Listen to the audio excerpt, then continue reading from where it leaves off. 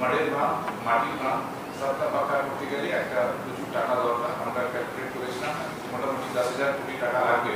সেখানে আপনি যেটা বলেছেন আমরা একটা অ্যাকশন প্ল্যান সুন্দরবন, এই ক্ষেত্রে বাঁধ কীভাবে আমরা যেখানে যেখানে ভালনারেবল পয়েন্টসগুলো আছে সেখানে কীভাবে একটা পাকা দীর্ঘায়ু একটা প্ল্যান করতে পারি, একটা ব্যবস্থা করতে পারি, এটাও একটা চিন্তা ভাবনা আপনি বলেছেন। আমরা প্ল্যান অফ অ্যাকশন তৈরি করছি। এছাড়া যেটা আপনি খুবই বেশি গুরুত্ব দিয়েছেন স্পেশালি সুন্দরবন এরিয়া আর অন্যান্য যেখানে আছে, যেখানে মাটির বাঁধ আছে সেখানে একটা ম্যানগ্রোভ আর বিটিকল গ্রাস, এই দুটো করলে বাঁধের যে স্ট্রেংথটা একটু বেড়ে যায় না। তো সেটাও একটা বিভিন্ন ডিপার্টমেন্ট সঙ্গে ডিএনআরডি, ফরেস্ট অ্যান্ড এনভায়রনমেন্ট, তারপরে ম্যাম আছে সুন্দরবন, সন্নিষ্ট যে দপ্তরগুলো আছে, ফাইন্যান্স তো আছে না, অন্যান্য ক্ষেত্রে একটা আপনি টাস্ক ফোর্স তৈরি করেছেন। সেটাও আমরা এই কাজটাও আমরা তাড়াতাড়ি করতে হবে। সুন্দরবনে যেহেতু ম্যানগ্রোভ যেটা আছে প্ল্যান্টেশন, এটা অক্টোবরে আগে করা যায় না, তার আগে আমাদের যে সমস্ত যে প্ল্যান যেটা আছে সেটা তৈরি করে নিতে হবে। সো দ্যাট আমরা যখনই আমাদের যে সিডলিংগুলো রেডি থাকবে আমরা তখন কাজটা শুরু করে নিতে পারবো। তো মোটামুটি ম্যাম যেহেতু প্রভাত নতুন জয়েন করেছে, আমরা সামনে যেহেতু বর্ষার সিজন আছে, হাই টাইড আছে, সেটা ইচ্ছা প্রকাশ করেছেন যে আজকে এই দপ্তরের একটু রিভিউ করে নেওয়া সিনিয়র অফিসারের। আমি প্রথমেই প্রভাতকে যেটা বলবো যে প্রভাত এমনিতে ভালো কাজ করে এবং ও জল ধরে তো এক্সেলেন্ট কাজ করেছে এবং ইরিগেশন জেনে শুনেই ওকে দায়িত্ব দেওয়া হয়েছে যাতে ইরিগেশন জল ধরো এগুলোর মধ্যে একটা মোটামুটি কোরিলেশন থাকে। আর আমার যারা ইঞ্জিনিয়ার আছেন বা যারা অন্যান্য দায়িত্বে যারা আছেন, চিফ ইঞ্জিনিয়ার বিভিন্ন ডিপার্টমেন্টের, তারাও কিন্তু খুব ভালো কাজ করে এবং অনেকে ইচ্ছে থাকলে উপায় হয় না যদি টিম লিডার ঠিক না হয়। টিম লিডার হচ্ছে ভেরি ইম্পর্টেন্ট এবং টিম লিডার যদি অনেস্ট হয় এবং টিম লিডার যদি রিয়েলি কাজটা করতে চায় তাহলে কিন্তু অনেক শক্ত কাজও হয়ে যায়। It depends on team leader. আমার এটুকু বিশ্বাস আছে যে প্রভাতের আন্ডারে আপনারা যারা চিফ ইঞ্জিনিয়াররা আছেন এবং আপনারাও দীর্ঘদিন ধরে কাজ করেছেন এবং করছেন, আপনারা এই কাজটা সম্পূর্ণভাবে একটা পরিবার অনুযায়ী পরিবারময়ের মতো এই কাজটা করতে পারবেন। গভর্নমেন্ট আপনাকে পুরো সাপোর্ট দেবেন। আমরা দেখতে পাচ্ছি প্রতি বছরই আমরা ইরিগেশনের নামে বাঁধ সারাচ্ছি, প্রতি বছরই ভেঙে যাচ্ছে। তা প্রতি বছরই যদি আমার হাজার লক্ষ কোটি টাকা যদি চলে যায় জলের মধ্যে, তাহলে আমি জলকে বাঁধবো কী করে? জল তো আমায় বেঁধে ফেলছে। এই অবস্থায় আমার যেটা কাজ হচ্ছে সেই কাজটা হচ্ছে আমি দেখব আমার টাকাটা যাতে ভালোভাবে কাজে লাগে। যেখানে টাকাটা কাজে লাগবে আমি সেক্ষেত্রে এই কাজটা করব। আমার যেখানে টাকা কাজে লাগবে না, আমি জানি আবার ভেঙে যাবে, সেখানে আমি অন্য আশ্রয় নেব। আমরা যেমন 5 কোটি ম্যানগ্রোভ বসিয়েছি এনভায়রনমেন্ট ডিপার্টমেন্ট থেকে। আমি গতকালও ফরেস্ট ডিপার্টমেন্টের প্রিন্সিপাল সেক্রেটারি এবং এনভায়রনমেন্টের বিবেক কুমারের সাথে কথা বলেছি। তোমরা বিবেক কুমারের সাথেও একটা রিলেশন রাখো। ওরাও কিন্তু সুন্দরবন থেকে শুরু করে মানে উত্তর, দক্ষিণ এবং মিদনাপুর ঢেলে ওরা কিন্তু ম্যানগ্রোভও লাগাবে। এবং ভারিবাটি বলে যেটা আছে, যে গাছটা, একটা গাছ আছে যেটা ঘাসের মতো দেখতে বড় হয় এবং ওটা কিন্তু মাটিটাকে শক্ত করে রাখে। ওইটা হচ্ছে আমরা একটা প্রোগ্রাম করেছি, এই প্রোগ্রামটার মধ্যে এটা আসবে যে প্রাকৃতিক দুর্যোগে প্রকৃতি সহায়ক। প্রাকৃতিক দুর্যোগে প্রকৃতি সহায়ক, তার মানে একটা হচ্ছে তুমি ইট বালি চুন ইউজ করছো, কংক্রিট, আর একটাতে তুমি প্রকৃতিকে ইউজ করছো। প্রকৃতির দুর্যোগকে রুখতে গেলে প্রকৃতিকেই তোমায় কাজে লাগাতে হবে এবং সেই জন্য ম্যানগ্রোভ বলো। তারপরে অনেক জায়গায় গতবারে আমফানে যেটা হয়েছিল, অনেক গাছ কাটা হয়েছিল, প্রচুর গাছ রেস্কিউ করা হয়েছিল, সেই গাছগুলো কোথায় গেল? আমি বলেছিলাম ওই গাছগুলো যেগুলো নদী ভেঙে যায় ওই সব জায়গায় যদি ওই মোটা ওই গাছগুলো নিয়ে গিয়ে ফেলা যায় তাহলে কিন্তু অনেকটা নদী ভাঙন আটকানো যায়। কিন্তু সেই গাছগুলো গেল কোথায়? সেই গাছগুলো ফরেস্ট ডিপার্টমেন্ট তুলে নিয়ে যায় কখনো, কলকাতা কর্পোরেশন তুলে নিয়ে যায় কখনো, পিডব্লিউডি তুলে নিয়ে যায় কখনো, ইরিগেশন তুলে নিয়ে যায় কখনো, কোনো কিন্তু হিসেব থাকে না। এর মধ্যে একটা ট্রান্সপারেন্সি মেনটেন করা উচিত। আমি চিফ সেক্রেটারিকে বলবো যে আমফানের গাছগুলো কোথায় গেল, সেই গাছগুলো ঠিকমতো ইউজ হয়েছে কিনা। Finance secretary also will take care, have a look, এবং সেক্ষেত্রে কথা বলে নাও কারা গাছটা দেখ। প্রবলেম কী হচ্ছে? 3-4টে গ্রুপ করে আমরা যখন কাজ করছি, কেউ কিন্তু দায়িত্বটা নিচ্ছে না, ফলে দায়বদ্ধহীনতার পরিচয় হচ্ছে না। দায়বদ্ধহীনতায় আমরা ভুগছি। এটাকে একটা দায়িত্ব নিতে হবে। এনভায়রনমেন্ট ফরেস্ট যে কাজটা করবে গাছে, বা দায়িত্বটা নিতে হবে যার যত গাছ আছে এক জায়গায় জড়ো হবে। অল দ্য ফরেস্ট যেখানে এই রাস্তায় পড়ে গেছে, কেটেছে, অন্তত কয়েক মাস আগে হয়েছে, গাদা গাদা গাছ পড়েছে সেই সময়। কলকাতায় তো কয়েক হাজার গাছ মানে এখানে ওখানে পড়েছে, যার জন্য আমি 5 লক্ষ ম্যানগ্রোভ পথ পোতালাম। সেই গাছগুলো কোথায় কী অবস্থায় আছে এবং সেগুলো বিক্রি করে দেওয়া আছে না আছে? কারা গাছ তুলেছিল? ওই কেএমসি তুলেছিল। কারা গাছ তুলেছিল? মিউনিসিপ্যালিটি তুলেছিল। কারা গাছ তুলেছিল? আরবান ডিপার্টমেন্ট তুলেছিল। কারা গাছ তুলেছিল? ফায়ার ব্রিগেড গাছ তুলে, কিন্তু ওদের দিয়ে দিয়েছে ফরেস্ট ডিপার্টমেন্ট। এই ডিপার্টমেন্টগুলোকে জিজ্ঞেস করো, just ask the report within 3 days। আমি এখন আর এটা সহ্য করবো না যে বসে আছি তো বসে আছি রিপোর্টের ওপরে। No, not that. Within 3 days আমি রিপোর্ট চাই। তারপরে সেগুলোকে কীভাবে কাজে লাগাবে সেটা প্রভাত, বিবেক এবং ইরিগেশন ডিপার্টমেন্টের ইঞ্জিনিয়ারদের সাথে কথা বলে দ্যাট ইউ ডিসাইড।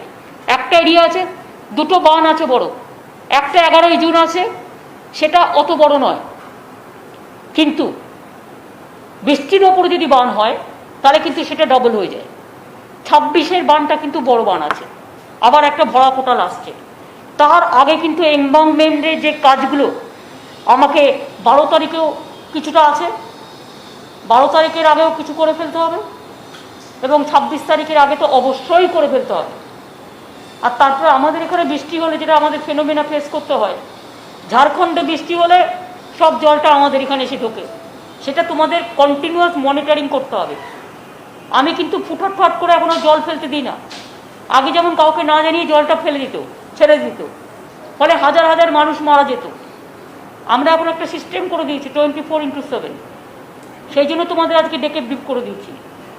সেটা আমরা করে দিয়েছি যে তুমি কত জানাও, তোমার কতটা ভর্তি হয়েছে, তুমি কতটা ছাড়তে চাও। এবার আমরা আমাদের কতটা ছাড়লে ডুববে না বা আমি রেজিস্ট করতে পারি সেইটুকু আমি ছাড়তে বলি, তার বেশি কিন্তু আমরা ছাড়তে দিই না। সেরকম আমাদেরও তো কতগুলো ড্যাম আছে, যেমন মুক্ত, ওই মুকুটমণিপুর থেকে শুরু করে ম্যাসেঞ্জার থেকে শুরু করে আমাদেরও আছে, ওদেরও আছে, ঝাড়খণ্ডের তেনুঘাট আছে। সুতরাং এইসব দেখে নিয়ে এটা একটা ভালো করে করতে হবে। দীঘাটা একটা প্ল্যান তৈরি করতে হবে। দীঘায় যে খুব বেশি টাকা লাগবে তা কিন্তু নয়। মৎস্যজীবী একটা আলাদা, ইরিগেশন একটা আলাদা, বাঁধ ভেঙে নোনা জল ঢুকে গেছে একটা আলাদা। কিন্তু মাথায় রাখতে হবে দীঘার যে বিউটিফিকেশনটা নষ্ট হয়েছে, এটা তোমাদের কি করতে হবে? ওখানে কিছু পাথর উঠে গেছে, যেখানে বসে আমরা আড্ডা মারি, সমুদ্র দেখা যায়, টুরিস্টরা বসে। ওই যে আমরা 3.5 কিলোমিটার একদিকে, আরেকদিকে 3.5 কিলোমিটার করেছি, কিন্তু ইরিগেশনের একটা ব্রিজ হয়নি বলে 7 কিলোমিটার হচ্ছে না। এই ইরিগেশনের ব্রিজটা আজ 4-5 বছর ধরে পড়ে আছে এবং প্রতিবার টাকা চলে যাচ্ছে। ওই ব্রিজটা ইমিডিয়েট করতে হবে। আর ওই 7 কিলোমিটার রেঞ্জটাকে ধরে ওখানে এমনকি যে চেয়ারগুলোতে পাবলিক বসতো, চেয়ারগুলো পর্যন্ত চলে গেছে সমুদ্রে এই ঝড়ে। আর কি হয়েছে, যেমন ধরো আমি যদি তোমাদের একে বোঝাতে পারি, ধরো আমরা সমুদ্রটা তো দেখলাম, এটা সমুদ্র, ধরো সাপোজ আমি দেখাচ্ছি,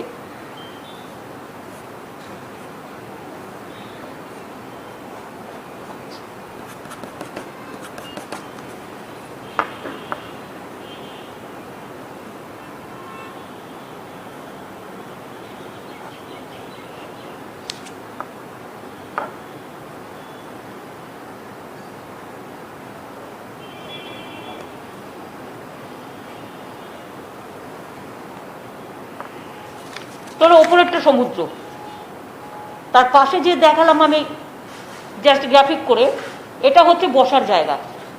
এইটাই হচ্ছে পাথওয়ে কাম। এখানে আমরা বড় বড় পাথর দিয়ে ইরিগেশন ডিপার্টমেন্ট থেকে সৌন্দর্যায়ন করেছি। সেই পাথরগুলো সমুদ্র থেকে অনেকটা কেটে বাদ চলে গেছে। সব ওইটা পুরোটা কিন্তু ভাঙেনি, এটা কিন্তু ভুল। আমি নিজে নিজের চোখ দিয়ে দেখে এসেছি।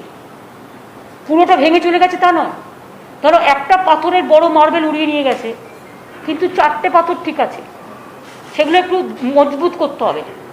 আর কি হয়েছে, পাথওয়েটার এপাশে যেটা আমি দেখিয়েছি, এই যে এটা হচ্ছে পাথওয়ের পাশে, এখানে চেয়ার দিয়ে সাজানো ছিল, সেটা ছিল সি হকের পাশে।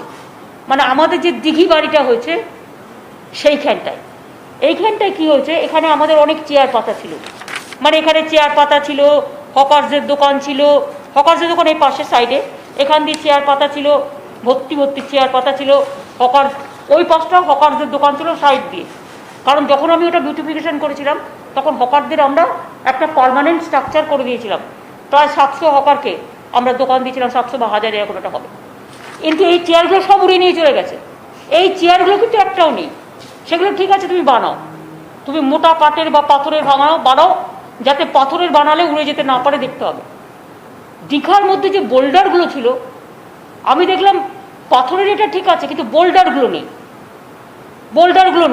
বোল্ডারগুলো এপাশ ওপাশ উড়ে চলে গেছে বা কিছু একটা হয়েছে। সুতরাং এই কাজটা করতে হবে, আর হকারদের মার্কেটের ওই দিকটা করতে হবে।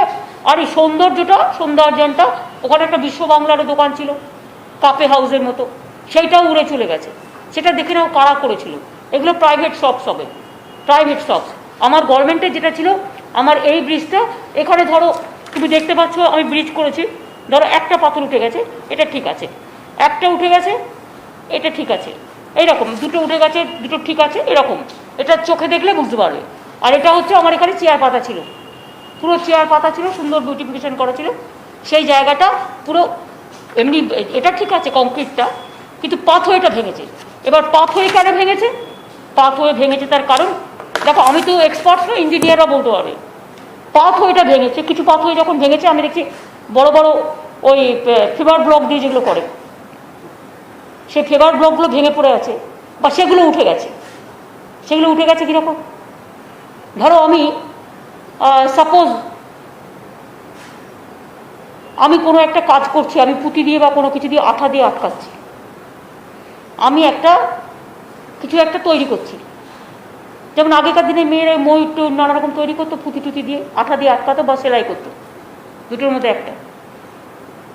আঠা দিয়ে আটকেছে কিন্তু নিচেটা খোদাই করেনি, এটা কিন্তু যারা করেছে তাদের দোষ, এটা নিয়ে এনকোয়ারি হওয়া উচিত।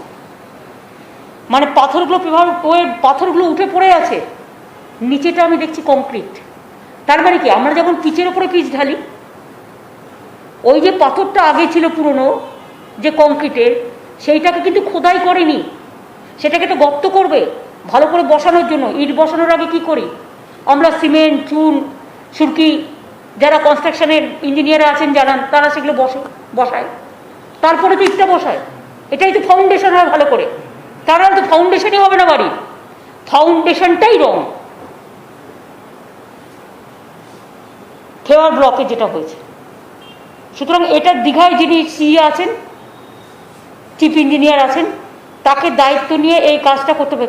আপনি আছেন দীঘার চিফ ইঞ্জিনিয়ার, আপনি আছেন, আপনি ব্যাপারটা পুরো দেখেছেন? হ্যাঁ, আপনি পুরো ব্যাপারটা দেখেছেন? হ্যাঁ স্যার, দেখেছি। আমি যেটা বললাম তার সাথে আপনার কি অভিমত? ম্যাম, মানে আপনি নিজে কি দেখেছেন একটু বলুন। হ্যাঁ ম্যাম, আপনি যেটা বলেছেন সেটা ঠিক। আমরা এটা টেক আপও করেছি অলরেডি, কাল থেকে আমরা টেক আপ করছি রিপেয়ার করতে। তার মানে রিপেয়ার করলে কাজটা হয়ে যাবে। এটা হচ্ছে, এটা নয় যে তোমাকে ফুললি ড্যামেজ হয়ে গেছে তোমাকে খরচা করতে হবে। রিপেয়ার করলে কিন্তু কাজটা হয়ে যাবে, কিন্তু যখন রিপেয়ার করবে তখন দেখে নেবে এই ভুলটা যেন আর না থাকে।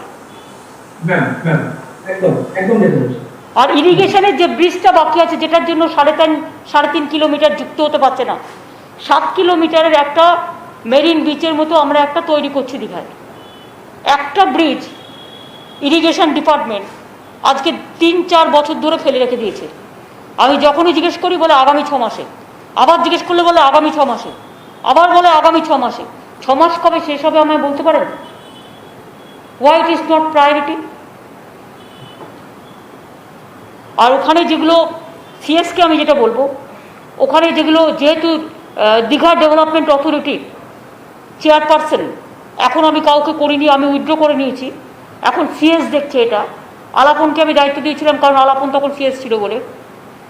এইটা সিএসকে যেটা করতে হবে সেটা হচ্ছে ওই হকারদের বাড়িগুলো হাউজিং ডিপার্টমেন্ট থেকে বা আরবান ডিপার্টমেন্ট থেকে বা দীঘা ডেভেলপমেন্ট যেটা অথরিটি আছে, দীঘা ডেভেলপমেন্ট অথরিটি থেকে ওই বাড়িগুলো করে দিতে হবে, ওই দোকানগুলো যেগুলো নষ্ট হয়ে গেছে পুরো এই জোনটা জুড়ে।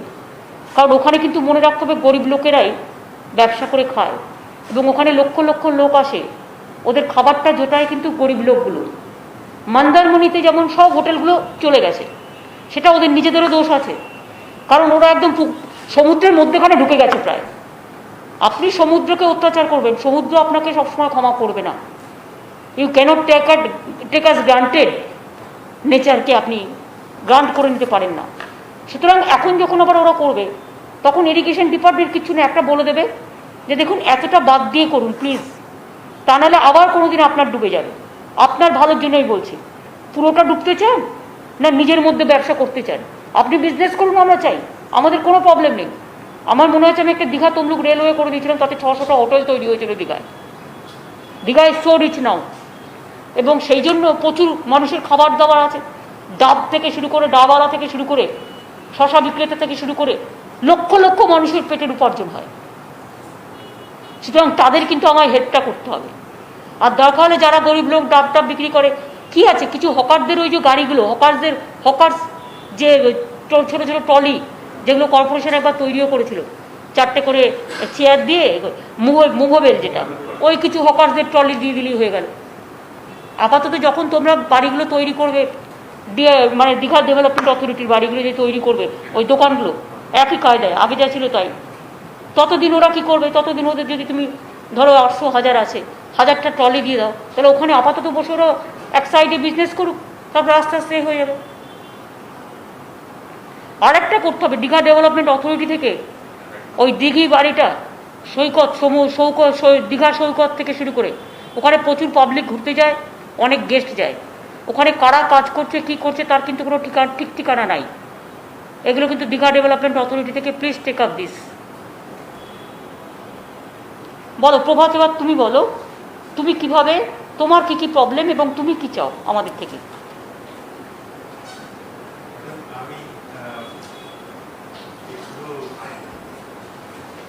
ম্যাডাম আমি আজকে ওই যে ড্যামেজগুলো হয়েছে, তো ওখানে দেখা যাচ্ছে যে 2 ধরনের ড্যামেজ আছে। একটা তো ড্যামেজ হচ্ছে এখানে এনভায়রনমেন্ট ইনট্যাক্ট আছে, কিন্তু ওখানে ড্যামেজগুলো হয়েছে, সেখানে কোনো কোনো জায়গায় জল টপকে যায়নি, কিন্তু কোনো কোনো জায়গায় ওভারটপিংও হয়েছে, এরকম আছে। This is one category madam.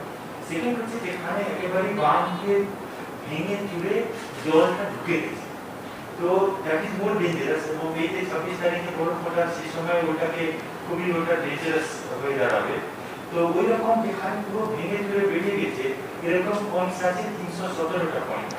এখানে বিদ্যাধরী নদী সবচেয়ে বেশি ভেঙেছে, এবং বিদ্যাধরী নদী আমি ভিডিওতে ছবি তুলছিলাম, এখনো জল যাচ্ছে গ্রামে। ওই বিদ্যাধরী নদী যে ভেঙে গেছে, ওই নদীর জলটা কিন্তু গ্রামে গিয়ে ঢুকছে, এবং তাতে জমিগুলো প্লাবিত হয়েছে, পুরো এলাকার পর এলাকা প্লাবিত হয়ে গেছে। আমি তো চোখে দেখেছি, আমার কাছে টোটাল ভিডিওতে তোলা আছে। আমি হারোয়া সন্দেশখালী থেকে শুরু করে হিঙ্গলগঞ্জ থেকে শুরু করে পাথর প্রতিমা গোসাবা থেকে শুরু করে একেবারে সাগর থেকে শুরু করে দীঘা, কন্টাই, খেজুরি, নন্দীগ্রাম টোটালটাই ডুবে আছে। ইটভাটা থেকে শুরু করে পানের বুরুজ টোটালটাই ডুবে আছে। এগ্রিকালচারাল ল্যান্ড পুরো ডুবে আছে। আর নোনা জলে আমার শস্য নষ্ট হয়ে যাবে। সেজন্য আমরা ওখানে একটা স্বর্ণ ধান, যত তাড়াতাড়ি জলটা ক্লিয়ার করা যাবে তত তাড়াতাড়ি আমি শস্যটা বাঁচাতে পারবো। সুতরাং ইমিডিয়েট কাজটা এমার্জেন্সি বেসিসে করতে গেলে তোমাদের যদি ম্যান পাওয়ার বেশি দরকার হয়, 100 দিনের কাজের লোকেদের কাজে লাগাও। কেন বলছি, কনভার্জেন্সে 100 দিনের কাজের লোক will be a good idea.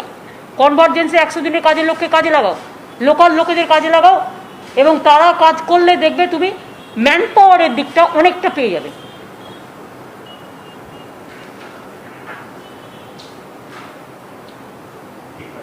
আমরা ম্যাডাম এই যে ব্রিজগুলো হয়েছে, ওখানে সব জায়গায় কিন্তু কাজ শুরু হয়ে গেছে, কিন্তু চ্যালেঞ্জ হচ্ছে এই যে 26 তারিখের আগেই কমপ্লিট করা, যার জন্য ম্যান পাওয়ারের ম্যাডাম আমরা কনভার্জেন্স করে তাকে কীভাবে ত্বরান্বিতভাবে করে দিতে পারি, সেইটা একটা স্যার ম্যাডাম।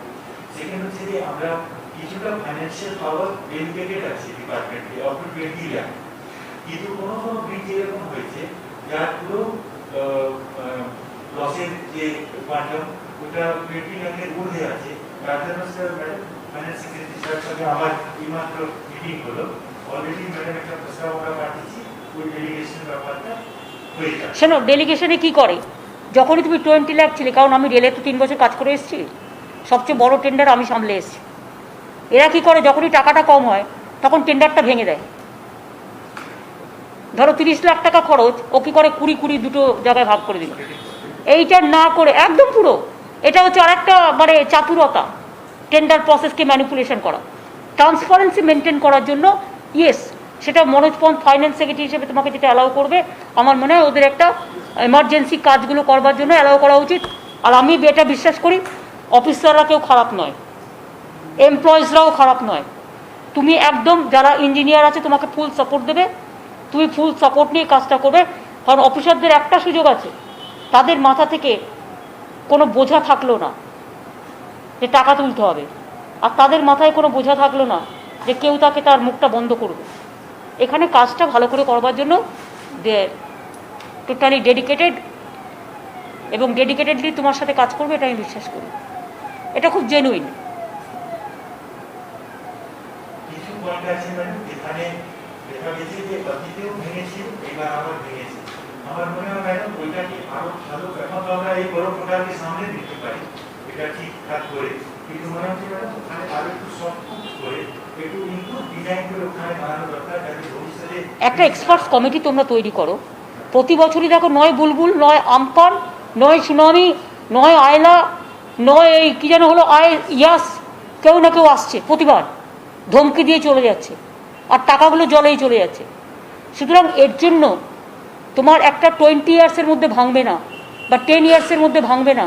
তোমাকে এইভাবে তুমি যদি আফটার 10 ইয়ার্স মনিটরিং করো, তুমি যাকেই দেবে কাজ 10 ইয়ার্স তাকে দেখতে হবে।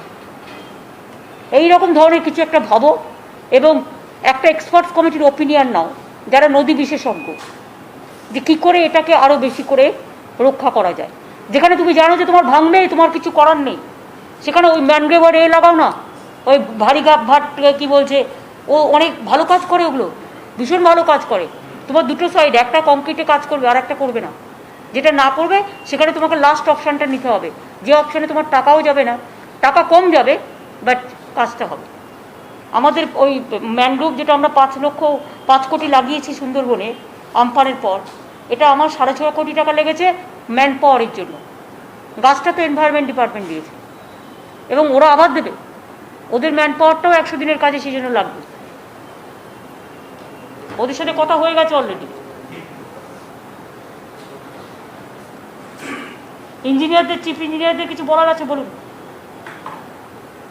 ম্যাডাম, আপনার অনুমতি নিয়ে বলছি, আপনি যেভাবে নির্দেশ দিলেন আমাদের, যে আমাদের 27 তারিখে বড় আগে সমস্ত ব্রিজ বন্ধ করতে হবে, সেটা ম্যাডাম আমরা করে দিতে পারবো।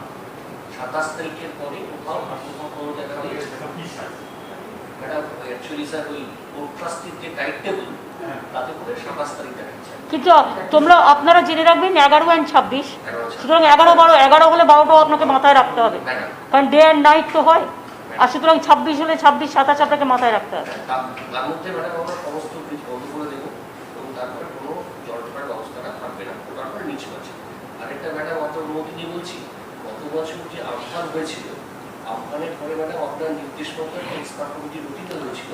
সেখানে ম্যাডাম IIT খড়গপুরের প্রফেসর ধ্রুবজ্যোতি সেন এবং IIT ম্যাড্রাসের ইনস্টিটিউট অফ ওশেনোগ্রাফি, ওইখানকার 2জন প্রফেসর এবং যাদবপুরের প্রফেসর, এরা ম্যাডাম একটা রেকমেন্ডেশন দিয়েছেন। সেই রেকমেন্ডেশন ম্যাডাম আমাদের পূর্বতন অ্যাডিশনাল চিফ সেক্রেটারি CS সাহেবের কাছে পাঠিয়েছিলেন, কদিন আগেই পাঠিয়েছেন। সেখানে ম্যাডাম ওনারা কিন্তু ম্যানগ্রোভ প্ল্যান্টেশন কথা বারবার বলছেন, যে যেখানে পাটলা বাঁধ করবে সেখানে ম্যানগ্রোভ প্ল্যান্টেশনটা মাস্ট। আর এটা ম্যাডাম ওনারা বলছেন যে মাটির বাঁধ সীমাবদ্ধ উচ্চতা, সেটাকে যদি আমি পাকাপোক্ত না করতে পারি তাহলে বারবার ভাঙবে। সুতরাং ওরা আইডেন্টিফাই করে দিয়েছেন 150 কিলোমিটার মতো জায়গা যেটা ভালনারেবল, সেই জায়গাতে বলেছেন ওনারা পাকা বাঁধ করতে। এবং ম্যাডাম আমরা গত 10 বছরে সুন্দরবনে 340 কিলোমিটার পাকা বাঁধ করেছি, আয়লাতে মূলত আর বিভিন্ন কারণে।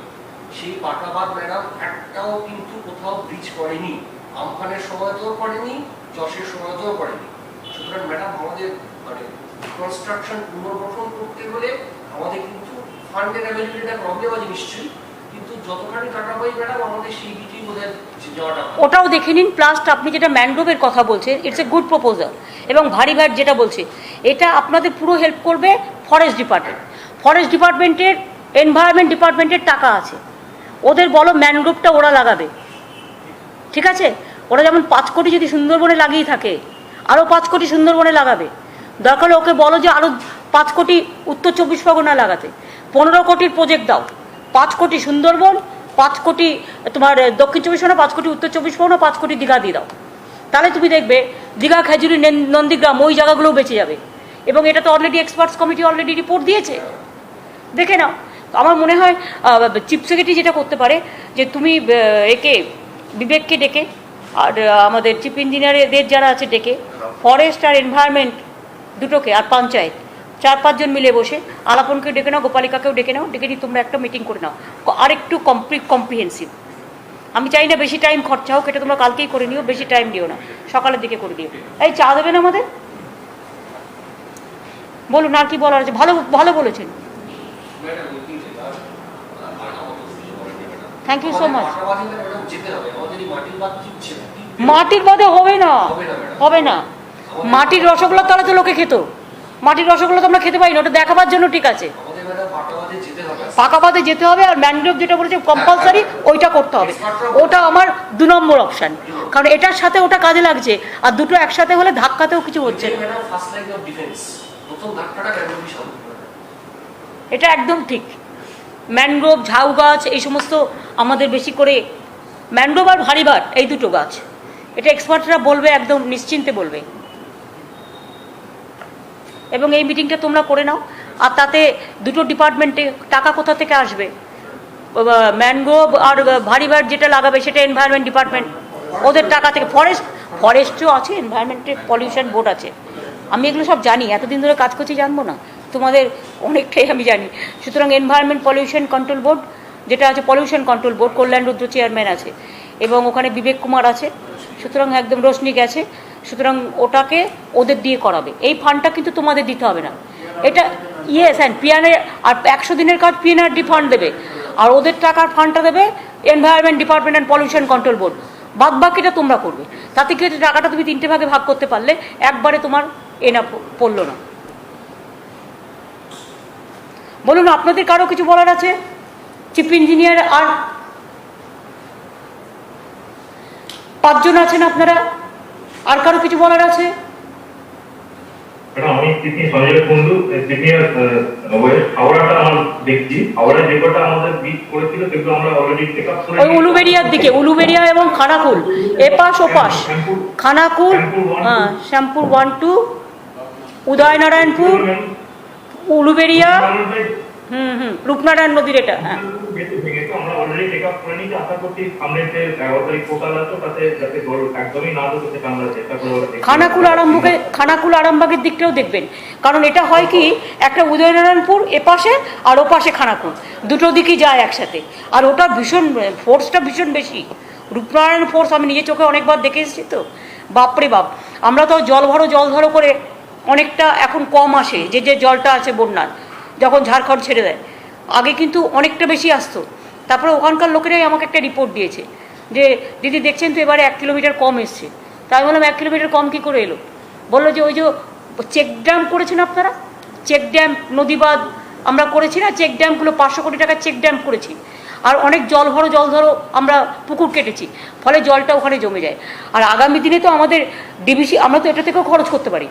নিম্ন দামোদর যেটা অববাহিকা অঞ্চলের যে প্রোগ্রামটা আছে 2,500 কোটি টাকার, যেটা আমরা সমস্ত এমবাঙ্কমেন্ট থেকে শুরু করে, আমরা কালভার্ট থেকে শুরু করে, বাঁধ রিপেয়ারিং থেকে শুরু করে, লোয়ার দামোদর ব্যারেজ যেটা একটা স্কিম আছে, লোয়ার দামোদর ক্যানেল স্কিম, তাতে 2,500 কোটি টাকা আমরা খরচ করছি, সেইটা থেকেও কিছুটা নেওয়া যেতে পারে। দ্য সেম প্রোগ্রাম, এটা হচ্ছে 4টে জেলার, আবার এটা মনে হয় সম্ভবত হুগলি আছে, বর্ধমান আছে, পশ্চিম বর্ধমান ওদিকটা আছে, কিন্তু এই দিকটা নেই। বাঁকুড়া আছে, কিন্তু এই বাঁকুড়াও অনেক সময় হয়।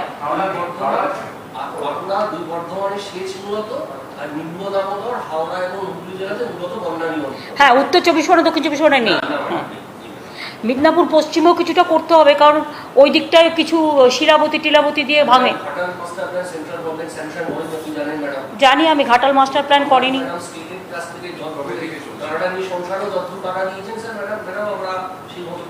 কিন্তু আমরা ওই কাজটা তো করে দিয়েছি অলরেডি। ওই যেটা আরেকটা মাস্টার প্ল্যান যেটা, कैलाशी হ্যাঁ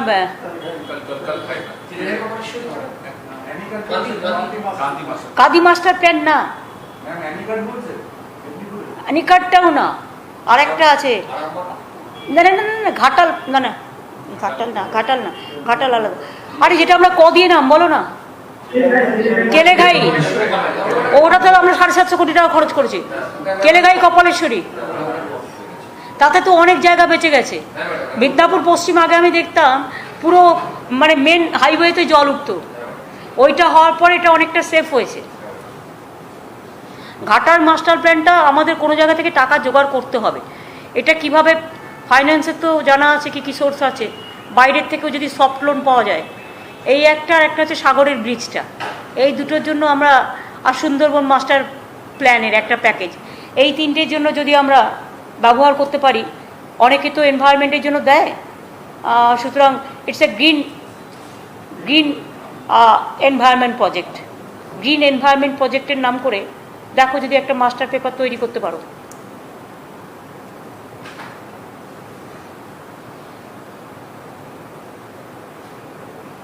আর কিছু আছে তোমাদের বলার?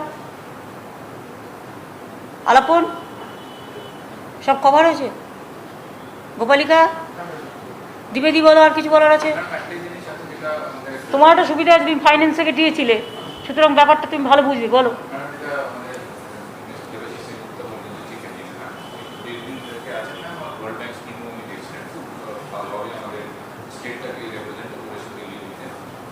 অনেকটা এক্সপিরিয়েন্স আছে ম্যাম, যেটা হচ্ছে ম্যাম, যেটা আপনি বলছেন যেখানে যেখানে প্রতিবারই ব্রিজ হচ্ছে, প্রতিবারই ভাঙা হচ্ছে, ওখানে একটু পাকা বাঁধ দেওয়া দরকার না। এটা আমরা এস্টিমেট করেছিলাম 4000 কিলোমিটার যেটা আছে আমাদের বিমান, তার মধ্যে মাত্র 360 কিলোমিটার আছে পাকা বাঁধ। এই যে ব্রিজগুলো যেখানে বারে বারে হচ্ছে, এটাকে আইডেন্টিফাই করে না, এটা আলাদা যদি প্রজেক্ট একবারই 10,000 কোটি টাকা কেউ দেবে না, এটা আইডেন্টিফাই করে আমরা যদি প্ল্যান তৈরি করি না, যেটা আপনি বললেন বিভিন্ন সোর্স থেকে যদি টাকাটা পাওয়া যায়, এটাকে আস্তে আস্তে করে আমাদেরকে পাকা। আমরা চেম্বার্সকেও বলতে পারি এক একটা বিচের দায়িত্ব তোরা নিক না, এক একটা বিচের দায়িত্ব এক একটা চেম্বারের নাম দিয়ে করুক। কালকে মিটিংয়ে প্রস্তাবটা রাখো। আপনার রিটায়ারমেন্ট করতে কতদিন বাকি আছে এখনো? ও অনেক দিন আছে এখন, অনেক কাজ করার সময় পাবে। যারা ভালো কাজ করবে, ইঞ্জিনিয়ারদের একটাকেও ছাড়বো না, যারা ভালো কাজ করবে, কারণ অভিজ্ঞতার একটা দাম আছে। এর মধ্যে ম্যাম এডিবি, যেটা আমি বললাম আপনাকে ম্যাম, এডিবি অলরেডি যোগাযোগ করেছে, আমি মানুষকেও বলে দেবো ম্যাম, যেটা হচ্ছে বায়োডাইভার্সিটি ও ম্যানগ্রোভ নিয়ে প্রচুর লোক টাকা দিতে চায় না। সেইটাই তো বলছি, সেটাই একটা আগে একটা এখনই বলবে না কাকে বলছে কি বলছে, তাহলেই কেউ না কেউ কেচে দেবে, ঘেচে দেবে। এগুলো মনের মধ্যে রাখো, আর নিজেরা লুকিয়ে লুকিয়ে এগুলো করো। আমি চাই কাজটা হোক, কাজটাকেও ঘেটে দিকে এটা আমি চাই না। আমাদের কাজ আমাদেরই করে দিতে হবে, আমাদের সংসার আমাদেরই সামলাতে হবে। তাহলে ঠিক আছে, প্রেসের কি ইরিগেশন নিয়ে কোনো কোয়েশ্চেন করার আছে? এটা ইরিগেশন ডিপার্টমেন্টের আগামী দিন যাতে বন্যা না হয়, হলে অবশ্য আমাদের কারো হাতে নেই প্রকৃতিমা, তবুও আমরা একটা স্কিম নিয়েছি, প্রাকৃতিক দুর্যোগে প্রকৃতি সহায়ক, প্রকৃতির সাপোর্ট আমরা নেব, প্রাকৃতিক জিনিসের সাহায্য নেব, এটা আমরা একটা স্কিম নিয়েছি। সুতরাং এই ইরিগেশনের ব্যাপারে যদি কারো কিছু কোয়েশ্চেন করার থাকে করতে পারেন, no other question now, this is a government meeting.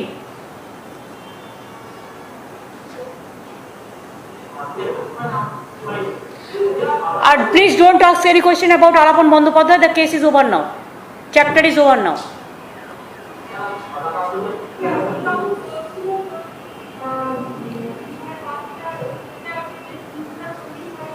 শোনা যাচ্ছে না, শোনা যাচ্ছে না। দেখো মাইকে কোনো প্রবলেম আছে।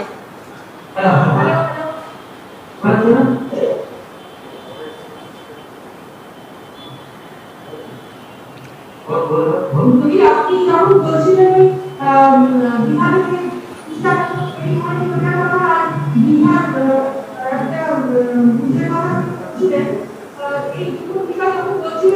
অডিও কাজ পাইনি, This guidance is rolling.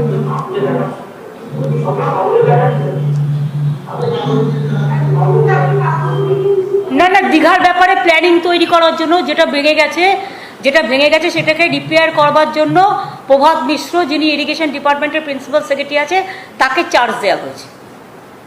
এবং দীঘার ডেভেলপমেন্ট অথরিটি থেকে যে হকারদের দোকান টোকান সব ভেঙে গেছে যেগুলো সমুদ্রের ঝড়ে, সেগুলো চিফ সেক্রেটারি নিজে দেখবেন ফ্রম যেটা দীঘা ডেভেলপমেন্ট অথরিটির পক্ষ থেকে। It's all I have to do for that.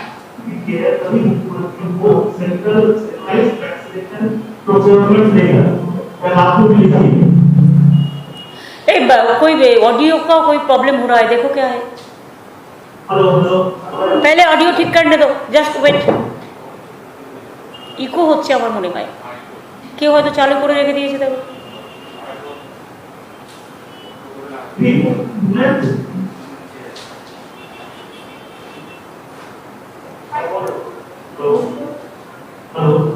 হ্যাঁ এখন ঠিক আছে, বলুন।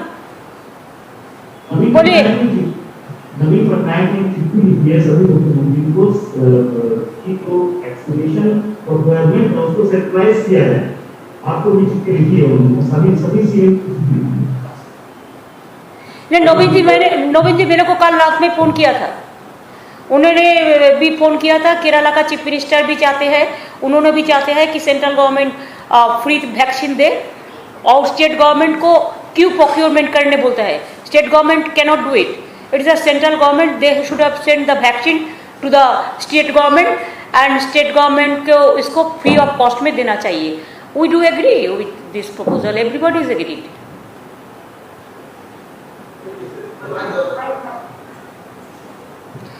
केरला का चीफ मिनिस्टर भी लेटर भेजा।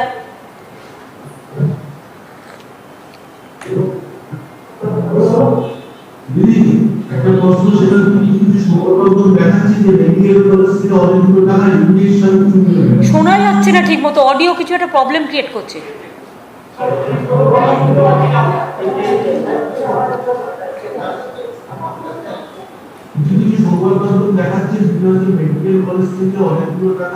প্লিজ এগুলো আমি যেটা জানি না সেটা নিয়ে এই ধরনের হট করে কোয়েশ্চেন করবেন না।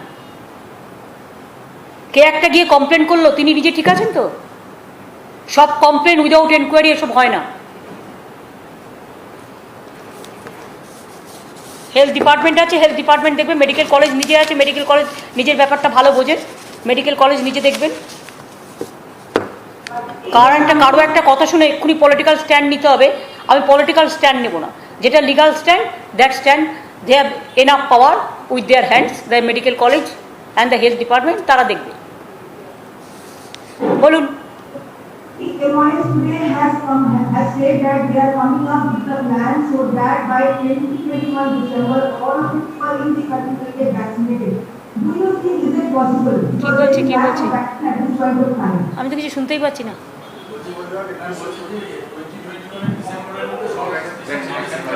Oh, that is just a hoax. I don't think that वो तो पहले से ऐसा ही बोलता है ना। पहले बिहार में इलेक्शन का चुनाव का पहले बोला था कि आफ्टर चुनाव हम सबको वैक्सीन कर देगा 100%। अभी भी नहीं किया, कुछ नहीं किया। तो ऐसा वो लोगों ने कहता है कुछ जिसमें कोई महत्व नहीं होता है कि अगर you see always you must remember the credibility is the commitments. If you don't have the commitments, only you raise the issue to satisfy the people for the temporary, but temporary solution is not the solution. It's a pollution. It may be for easy for bhashan, but it is not for easy for the work. If we give the vaccine to all the people, it automatically it will take 6 months or 1 year, because you have to give the vaccination crores of people. India 140 crores, the 140 crores millions, 100 crores and 40 millions people are there. So it is not a small matter. So without knowing the details, even they are not sending the vaccine to the state government, and ऐसे ही कह देता है कि हम दिसंबर का अंदर कर देगा। दिसंबर होने से तो 6 महीने टाइम लगेगा, तो 6 महीने में कितना है स्टेट का पास में नहीं है। जो आता है तुरंत फिनिश हो जाता है, बहुत कम देता है। हमारा जैसे 10 करोड़ हमारा पब्लिक है, पीपुल्स है, लेकिन हमको कितना हम वैक्सीन हम खरीद किया अपना से, स्टेट गवर्नमेंट का फंड से भी हम 150 करोड़ का रुपया को हम खरीद किया वैक्सीन, उसमें हमारा अभी तक 1.4 करोड़ हुआ, लेकिन कितना बाकी है अब देखो। आपको तो नंबर काउंटिंग करना चाहिए ना, कैसे होगा? देने का भी एक तरीका होता है, 1-2 डोज लेने का भी एक टाइमिंग होता है। कोविड जिसको होता है उसको साथ साथ में वैक्सीन नहीं देता है, कोविड होने का कुछ दिन बाद में देने पड़ता है, ये तो डॉक्टर ठीक करता है। काजे दिल्ली से जो बोल दिया है वो कुछ बोल देता है लेकिन करते नहीं है। बहुत आसानी है बोलने के लिए, लेकिन हम लोग चाहते हैं कि central government must give the vaccine to the state and they must procure the vaccine for the state government and they must give the free of cost to every state for the Indian population. There myself, Naveen Patnaik, Kerala Chief Minister, Arvind, everybody is together. Even Uddhav also, the others also.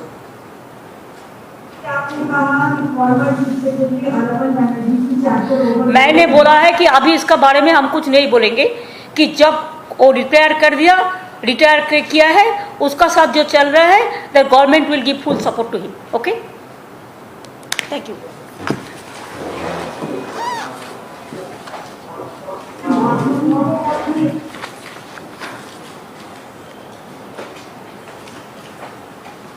তাহলে কালকে আমাদের, আচ্ছা কালকে আমাদের meeting আছে 3টের সময়, 3টে না 4টে? 3টের সময় একটু বন্ধ করে দিলে পেজটাকে, কালকে 3টের সময় কানেক্ট করে দিও, ওদের ওই চেম্বার্সের মিটিং আছে। গোপালিকা তুমি একটু সোমেনকে ডেকে বসে নিও।